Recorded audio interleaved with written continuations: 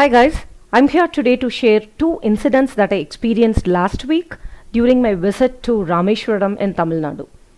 I usually love traveling and take a lot of short breaks from work to energize myself and to increase my positive vibrations. But what I experienced last week was astonishing and it is definitely worth sharing it with you. That's why I'm here to share it with you today. So let's get started. Your birth could have been an incident, but your death should be a history. I read this line at Dr.A.P.J. Abdul Kalam's Memorial near his burial place. It was one among the best moments in my life. I have no words to explain the intensity of the positive energy, though I could sense it in my body when I was inside the memorial hall.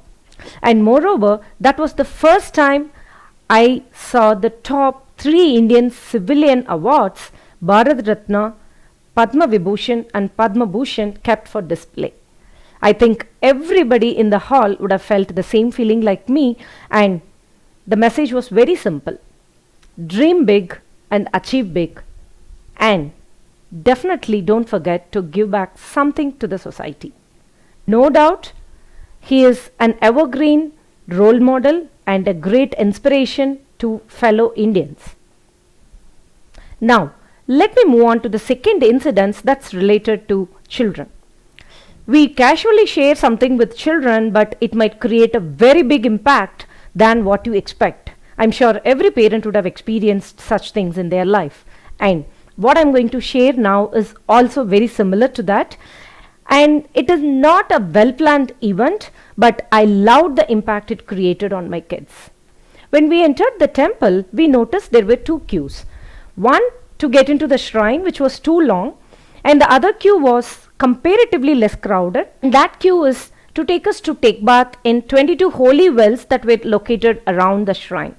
As my kids are very small, 6 and 8 years old, we need to think for a while as water might be chill, and we finally decided to go for it. But if we have not chosen, we would have missed a very great impact that it has created on my kids. As every other family, we were left with two choices. One, to keep them engaged by sharing interesting stories, or they'll start troubling them and then we engage them by giving our gadgets. So we were very smart to go with option one. The moment we got the ticket and they got into the queue, I told my kids that this is a very special temple because within next couple of hours, you will become very good girls. This made them very curious and they started asking me so many why questions. I told them that as we move on to each well to take bath, you need to think about yourself and identify a bad habit which you will not repeat again in your lifetime. Luckily, I carried my handbag and I quickly took out a notebook and pen to note down their list of bad habits. By the time we reached the first well, both my kids already completed 22 bad habits that they will get rid of from the next year 2020 onwards. I purposely didn't help them to create the list, and I enjoyed their narration as some of the items were very funny, like I will not ask for the second ice cream after finishing the first, though there were a lot of genuine ones too in the 22 bad habits list. On each well, there were representatives whose job is to fetch a bucket of water from the well and pour it on the devotees standing in the queue. Though I have heard about the importance of these holy well waters from my dad during my early childhood days, honestly, I'm definitely not the best person to share more about it, but I'm a firm believer that our thoughts have more power than anything, and our positive thoughts are responsible for deciding our destiny. By the time we completed all the 22 wells, my kids would have repeated their list of bad habits more than 10 times. I then told them that now without these 22 bad habits, you are now good enough to go inside the shrine to worship the god. As we came out of the temple, my younger one, who had many questions, asked me two important questions, which are worth sharing it with you now. Question 1. What if I repeat a bad habit again? I smiled and politely said, God will give you a second chance.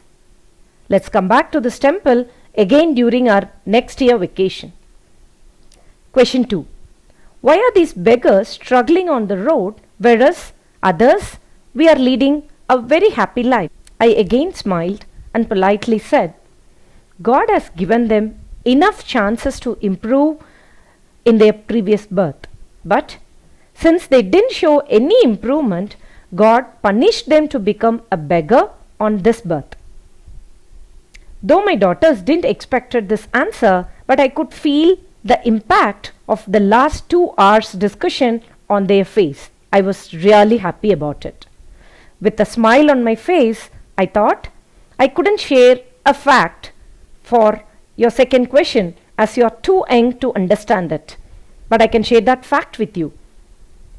I'm sure you would agree. These beggars stay outside the temple and beg for money without understanding the importance of hard work, whereas we others beg inside the temple for 100 things without understanding the importance of how to count our blessings. End of the day, both don't realize the real meaning of how to lead a happy life to make it meaningful and fulfilling for yourself. Last but not the least, before we returned home, my kids collected 22 shells and conch from the beach to remember the 22 bad habits that they agreed to leave in 2019. They strongly believed that they will show improvement and will not repeat that in 2020 onwards, and they will improve compared to the previous years. I was so excited to hear this from my kids.